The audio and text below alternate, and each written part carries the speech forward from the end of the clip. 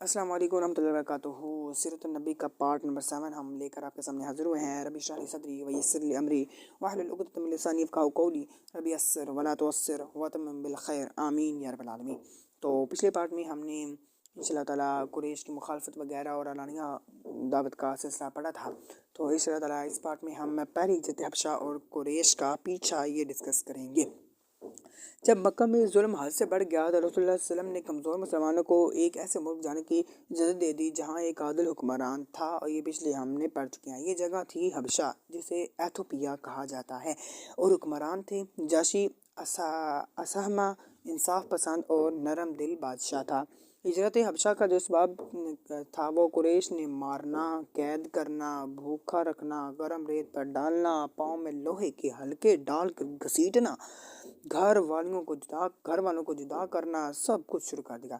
نبی کریم صلی اللہ علیہ وسلم نے فرمایا، حبشہ میں ایک بادشاہ ہے جو کسی پر ظلم نہیں کرتا، وہاں چلے جاؤ، اللہ تعالیٰ وہاں تمہارے لیے آسانی کرے گا۔ تو سب سے پہلی بار 11 مرد اور 4 عورتیں حبشہ گئے۔ ان میں شامل تھے حضرت عثمان رضی اللہ تعالیٰ عنہ، حضرت رقیہ بنت نبی صلی اللہ علیہ وسلم، حضرت مصعب بن عمیر، حضرت عبد الرحمن بن عوف، حضرت زبیر، حضرت ابو حذیفہ اور ان کی زوجہ حضرت ابو سلمہ اور ام سلمہ۔ حضرت عثمان اور حضرت رقیہ کے بارے میں نبی کریم صلی اللہ علیہ وسلم نے فرمایا، یہ دونوں پہلے جوڑے ہیں جنہوں نے اللہ کے راستے میں ہجرت کی، حضرت ابراہیم علیہ السلام اور سارہ کے بعد۔ تو جب قریش کو پتہ چلا کہ مسلمان امن کے لیے رہ رہے ہیں، انہوں نے شدید غصہ ان کو آیا۔ انہوں نے فیصلہ کیا کہ نجاشی کو مسلمان واپس کرنے کے لیے قائل کر دیں گے، کیونکہ وہ یہ نہیں چاہتے تھے کہ مسلمان وہاں پر امن و امن میں رہیں۔ تو قریش کا صفاتی وفد، قریش نے 2 چالاک آدمی بھیجے، عمرو بن عاص اور عبداللہ بن ابی ربیعہ۔ تو انہوں نے نجاشی کے دربار میں جانے سے پہلے درباری وزیروں کو تحفے دیے، بادشاہوں کے ملازمین کو خوش کیا، پھر بادشاہوں سے شکایت کی۔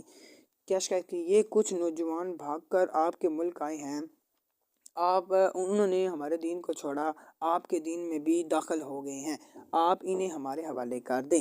یعنی انہوں نے اب ڈیمانڈ کرنا شروع کر دی۔ تو نجاشی نے پورا مقدمہ جو ہے وہ سننے کا فیصلہ کیا۔ تو نجاشی نیک اور انصاف پسند تھا، اس نے کہا، جب تک ان لوگوں کو بلا کر ان کا موقف نہ سن لوں، میں انہیں کسی حال میں نہیں دوں گا۔ پھر مسلمانوں کو دربار میں بلایا گیا۔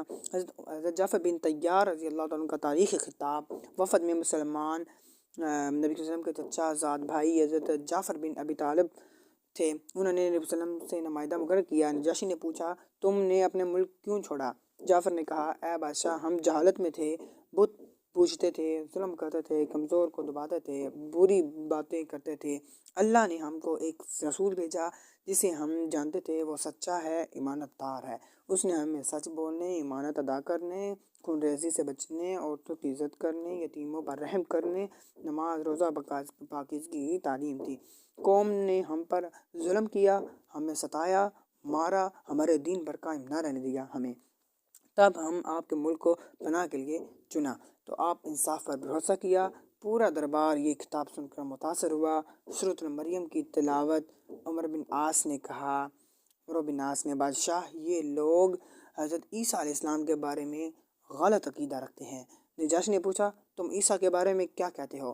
حضرت جعفر نے سورۃ مریم کی آیات پڑھیں جس میں حضرت عیسیٰ علیہ السلام کی پاک پیدائش، حضرت مریم کی شان اور توحید بیان کی۔ نجاشی اتنا متاثر ہوا کہ اس کی آنکھوں سے آنسو بہہ گئے۔ اس نے کہا، یہ کلام اور انجیل اور ایک ہی چراغ سے نکلی ہوئی روشنی ہے۔ نجاشی نے فیصلہ کیا، اس نے کہا کہ میں ان لوگوں کو ہرگز تمہارے حوالے نہیں کروں گا، جو چاہیں میرے ملک میں رہیں، تمہارے تحفے بھی مجھے نہیں چاہیے۔ قریش کا وفد ناکام واپس لوٹ گیا، تو مسلمانوں کو مکمل امن مل گیا۔ مسلمان پہلی بار ایسے ملک میں پہنچے جہاں آزادی، عبادت، امن، عزت، ظلم سے حفاظت، سب کچھ حاصل ہوا۔ یہ اسلامی تاریخ کی پہلی ہجرت تھی۔ تو یہاں پر ہمارا ماشاء اللہ تعالیٰ پارٹ 7 جو ہے وہ کمپلیٹ ہو چکا ہے۔ انشاء اللہ تعالیٰ پارٹ 8 میں ہم مکی زندگی، دعوت اسلام کے ابتدائی سال، مشکلات اور آزمائشیں، ان کا ڈسکس کریں گے۔ اللہ تعالیٰ سے دعا ہے اللہ تعالیٰ ہم کو سیرت النبی چونکہ ہم یہ سن رہے ہیں تو اللہ تعالیٰ ہمیں اس پر عمل کرنے کی توفیق عطا فرمائے۔ سبحانک اللہم و بحمدک، اشہد ان لا الہ الا انت، استغفر اللہ۔